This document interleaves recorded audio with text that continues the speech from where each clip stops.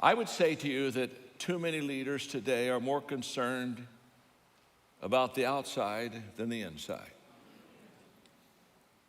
And this lesson is about building, not branding.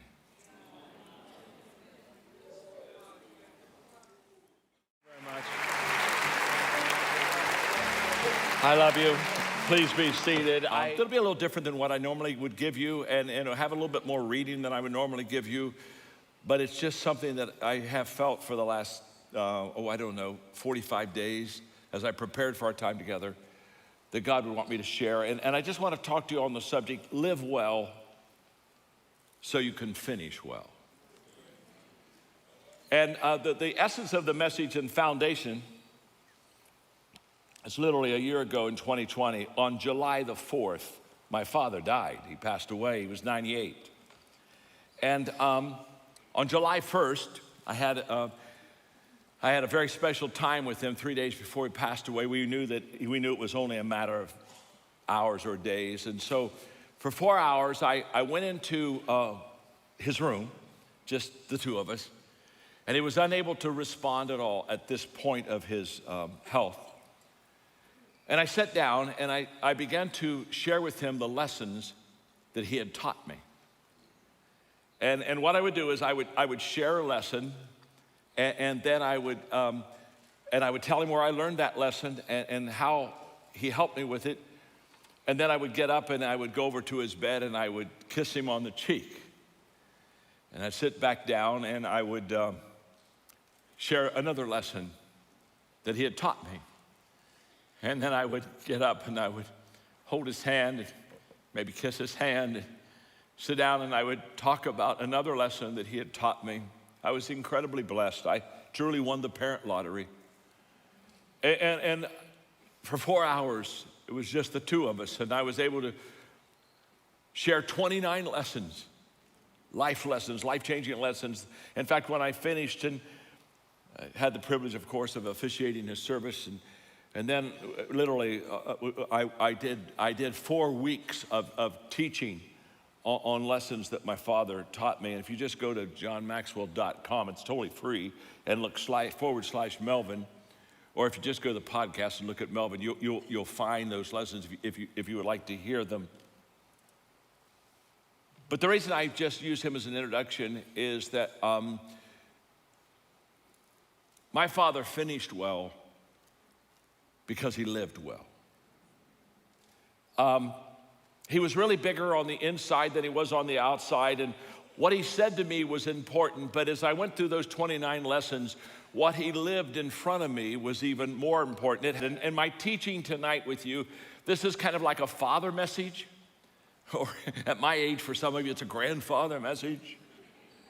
But this is a message just from my heart to yours, and you know, every year I ask God for a word, and he gives me a word every year, but a few years ago he gave me the word father. And I began to write down what it means to be a father, and to me it means that if I'm a father, I'm going to bless you and I'm going to empower you, especially as leaders.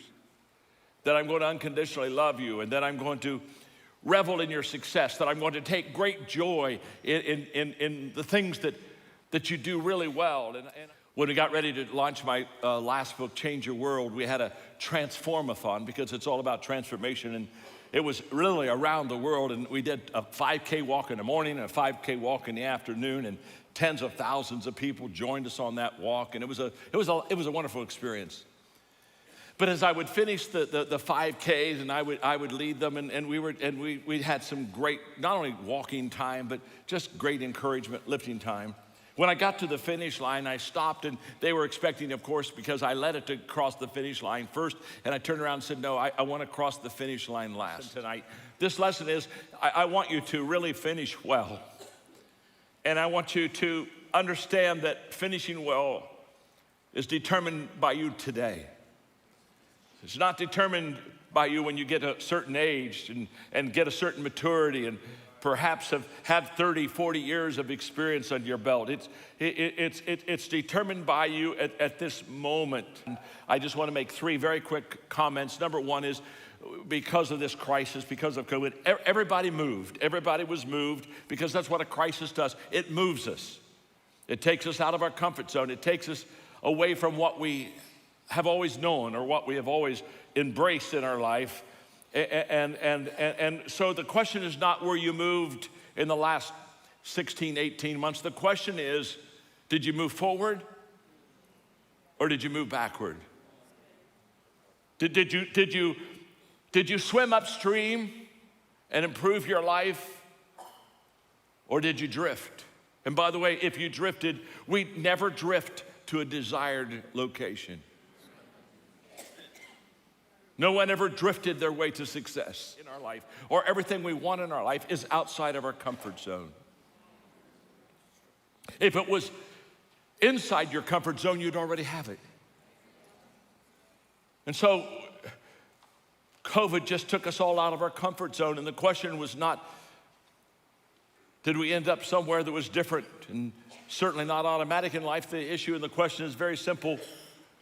When we got out of our comfort zone, did we seize that moment and get better, or did we drift? The second comment on COVID is that everybody was uncertain. You know, leaders love answers, and leaders love to be able to kind of project and envision the future, but COVID didn't let us do that. And I, like all of you, I just said, well, I have no idea. You know, I mean, wasn't the most popular question the first 90 days of COVID is, when is this going to be over?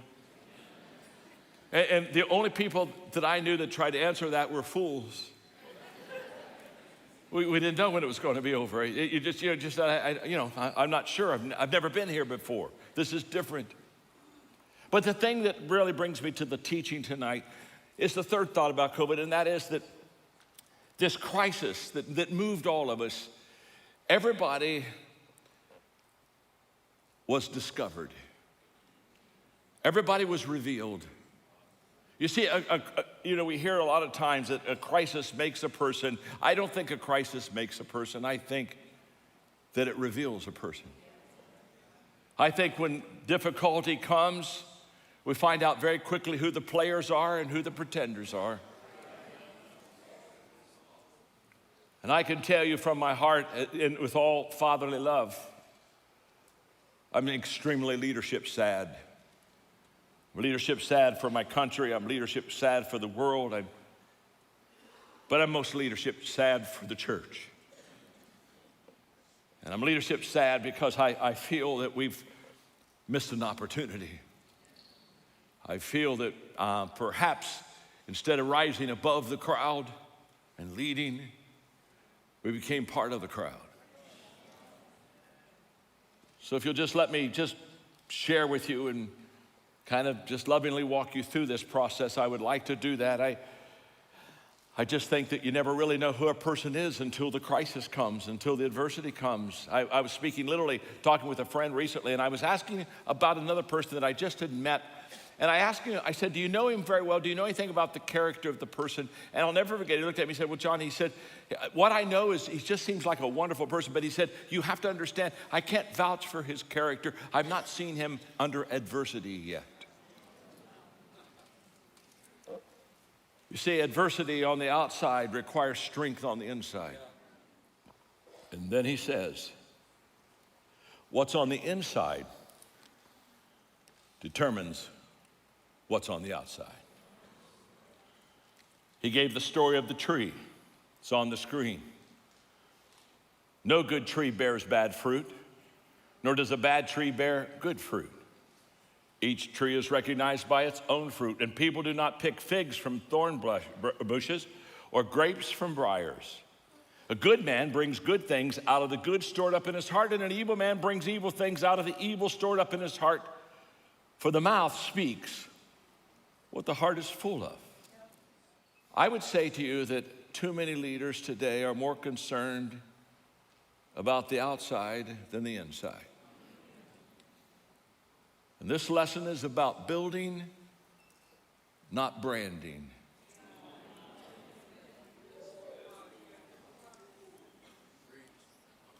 This lesson is about doing, not saying.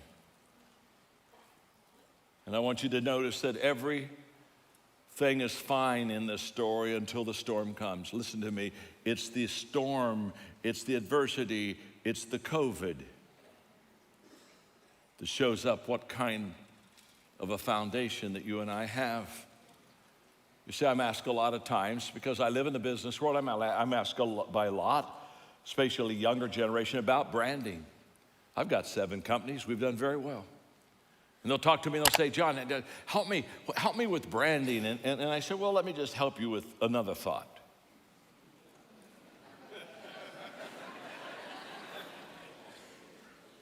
Why don't you just get good?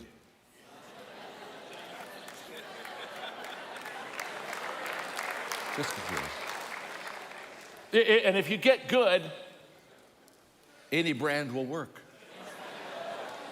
And if you're bad, there isn't a brand that can save you. You see, it's not the branding on the outside, it's the building on the inside. I had a young guy, I was doing a conference, and a couple thousand people, I was teaching leadership, and he came up to me and he said, I just love what's happening today. People are loving this. They're just devouring this leadership stuff you're giving. And he said, I've decided I would like to do what you do. I said, that's great. Good for you.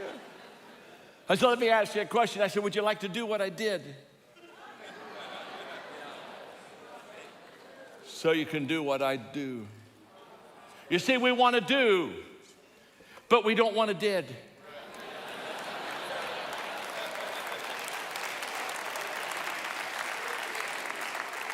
And the did is the foundation. The did's the structure. The did's the core. But we don't want to did, we want to do. And we not only want to do, we want to do it now. And we want to have it now. And it's kind of like, well, my gosh, I've waited 2 months. We got to change the brand. Something's happened. Here's the issue. If you don't did it, you don't get to do it. In the last 18 months, too many Christian leaders have lost their way. They followed the crowd instead of leading the crowd. They moaned instead of leading. They grieved over a lost election more than they did the loss of values.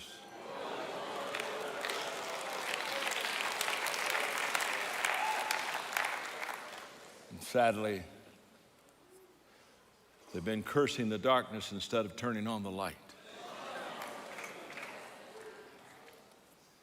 Winston Churchill said it. It's on your screen because it's a great quote.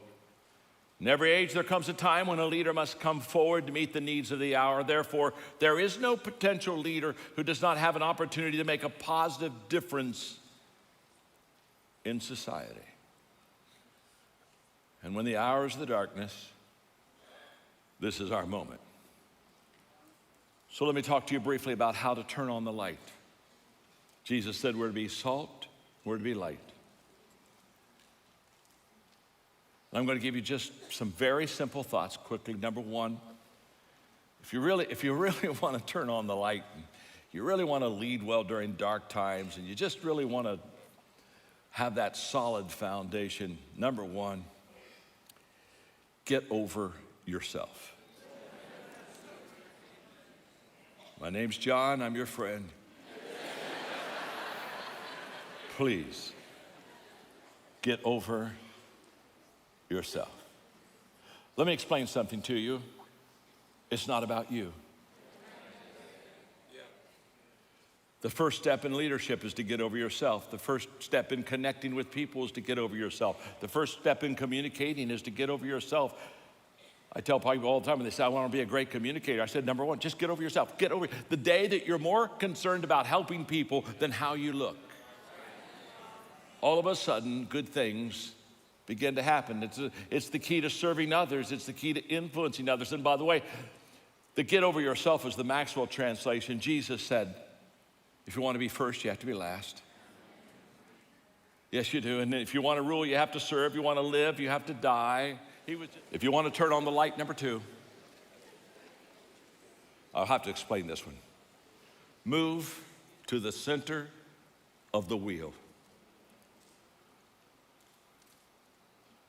This is all about emotional capacity. This is all about emotional strength, the ability to handle adversity, failure, criticism, change, pressure in a very positive way. And by the way, instability, in times of stability, leaders make history, but in times of instability, history makes leaders. Don't miss it. Don't miss it. We did miss it. We had a chance to be made as leaders in the Christian community. And sadly, just sadly, some of us missed that opportunity. This has been, since 2000, we've had continual chaos. I mean, 2000 began with the Y2 bug, and then the dot-com bubble burst, then 9/11, then the corporate scandals. And I mean, I've got a list of whole things. I don't have time. But I mean, we have been in continued chaos in this entire century. Are you with me? Now, the question is this. Are we going to be emotionally strong and be a security for our people?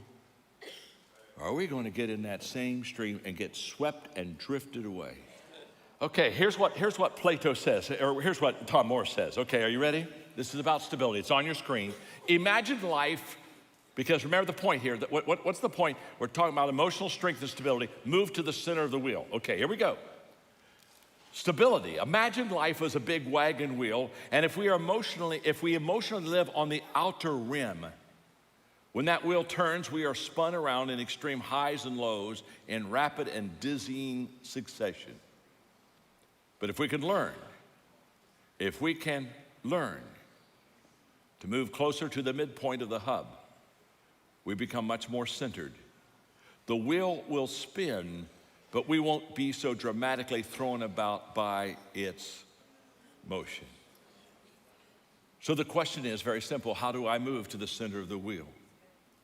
3 thoughts, because I've worked hard on moving to the center of the wheel. And I'm going to give you my 3 questions that I ask myself that just help me get there.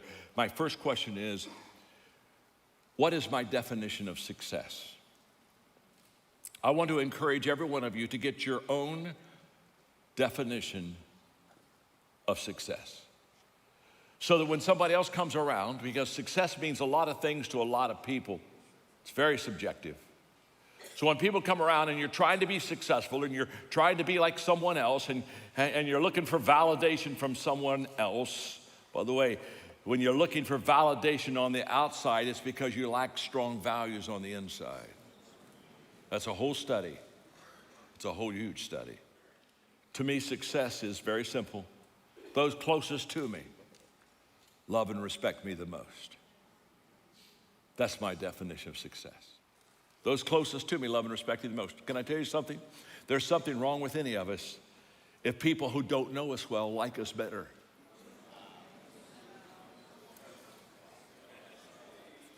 Than those who know us well. There's an amazing credibility issue. So I just said, okay, I've got to get centered, and the way I'm going to get centered, the way I'm going to get to the center of the wheel, is success for me is just going to be very simple, and that is those who are closest to me love and respect me the very most. That was success on the inside. That allowed me then, once the inside is right, the outside can expand. You see, our goal should not be to be bigger. My friend Truett Cathy in the Chick-fil-A Foundation, early years, the board was pushing to more stores. We need to get bigger, we need to get better. And Truett Cathy said, no. He said, we need to get better. He said, if we get better, the customer will demand that we get bigger. You see, we all have these emotions, positive and negative, within us. And I've never been able to erase all the negative emotions of my life. I've never been able to erase fear. When people say, well, I have no fear, I say, and what drugs are you taking? I have questions, I have anxieties, I have uncertainties. Are you with me? You see, the question is not, do I have some negative parts of my emotional that will have a tendency to bring me down. The question is, I'm talking about being bigger now on the inside than the outside. I'm talking about getting to the center of that wheel. Here's the question. The question is not, do I have some fears? Do I have some questions? Do I have some anxious time? That isn't the question. The question is my faith, which is a positive emotion, stronger than my fear?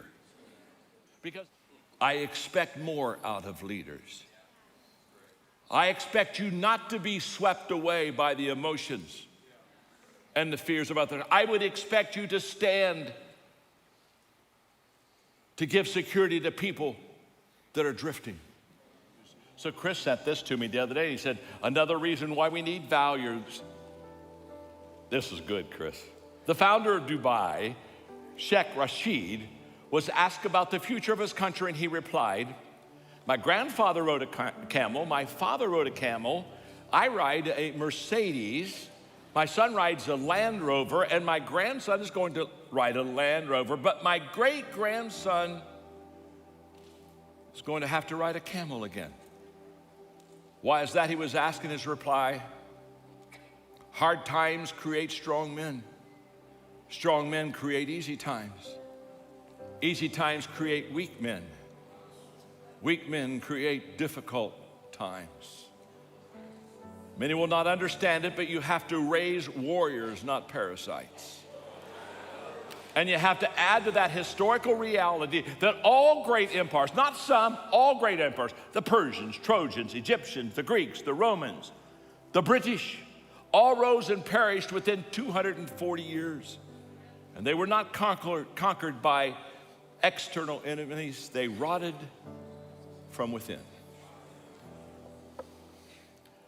To be in the center of the wheel, we got to ask ourselves 3 questions. What's my definition of success? Am I bigger on the inside than I'm on the outside? And 3 is, who is my source? Back to Plato's lemonade stand. He said Plato took a stand on unchanging values as the ultimate leverage that we have for grappling with this unpredictable world. He was convinced that we can attain true success in life only if we first understand the things that never change and use them well as our reference points for moving forward productively through life's uncertainties. This is a secular writer, and he says centuries later, Jesus of Nazareth talked about building the structure of your life on a solid foundation of unyielding rock, rather on shifting sands that provide no support. We need to begin with the end in mind. We not only need to move to the center of the wheel and get over ourselves, but we need to begin with the end in mind. The 7 habits of highly successful people, Stephen Covey just teaches us, habit number 2, before you can live a meaningful life, you've got to know what it looks like. Another person I read all the time is David Brooks. There are just certain authors you just need to read all the time. And he had a great book called The Road to Character. And he talks about 2 kinds of virtues. Resume virtues and eulogy virtues. Resume virtues is what I show when I want employment and I want to impress somebody. Here's what I've done, and this is who I am, and would you hire me? And that's what we know what a resume virtue is. But he said a eulogy virtue, he said that's much deeper. He said that's who you really are. That's the core of your being. So I've tried to live my life with the end in mind.